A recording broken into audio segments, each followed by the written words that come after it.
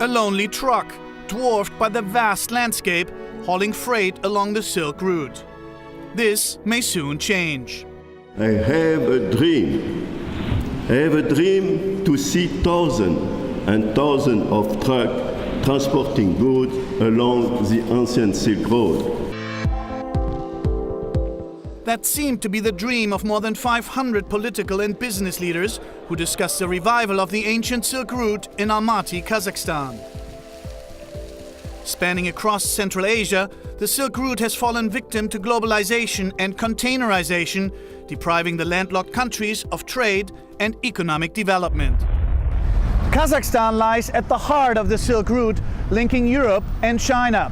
While maritime controls over 85% of trade flows between the two regions, road transport is poised to carve out a competitive niche, revitalizing this historic artery. And with it, the region, which was the beneficiary of a $700 million loan from the Asian Development Bank in 2008. It is part of a $6.7 billion infrastructure project aimed to increase travel speed by 40% and reduce freight transport costs by half. Despite the current financial crisis, road transport is expected to grow by about 10% a year, and the number of vehicles by 5%. Because all these Central Asian countries are smaller in size, so to build economic scale, they need to cooperate each other closely. So by doing so, I believe that not only they can serve as the bridge between East Asia and Europe, but also they can promote their own economy as a whole. They are not only looking at it as a the trade corridor, but they are the development corridor. I think that even the transport corridor are the booming as the economic corridor. Trade and stability in the Central Asian region is of critical strategic importance, not only for Europe and Asia, but also the US. It's a tremendous consumer base who right now are living on very, in a lot of senses, meager means. The literacy rate in all these countries, 99% literacy rate, I mean, good, hard-working workforces, very skilled.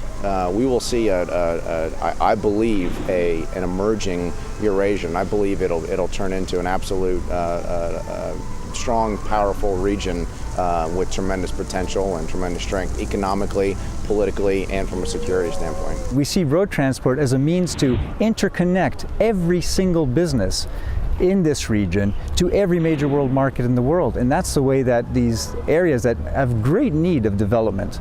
To prove its point, the IOU launched the new Eurasian Land Transport Initiative, or NELTI, in 2008, gauging the opportunity created by this land bridge. 20 trucks participated, making on average about 5 round trips, covering 50,000 kilometers each. The key findings? It's not so much the state of the infrastructure slowing down road transport, but too much red tape at border crossings. Time is crucial. It takes 20 days today to go from, let's say, the western border of China to Europe. It should only take 12 days. We've seen that 40% of time lost is due to waiting times at borders. This is unacceptable. You can't have economic development if you're putting the brakes on the engine of the economy, and that is road transport. Meeting at the event in Almaty, 25 transport ministry delegations vowed to improve trade facilitation. We need to simplify border crossing procedures, work out an agreed tariff policy, and assist the activities of international organisations and financial institutions.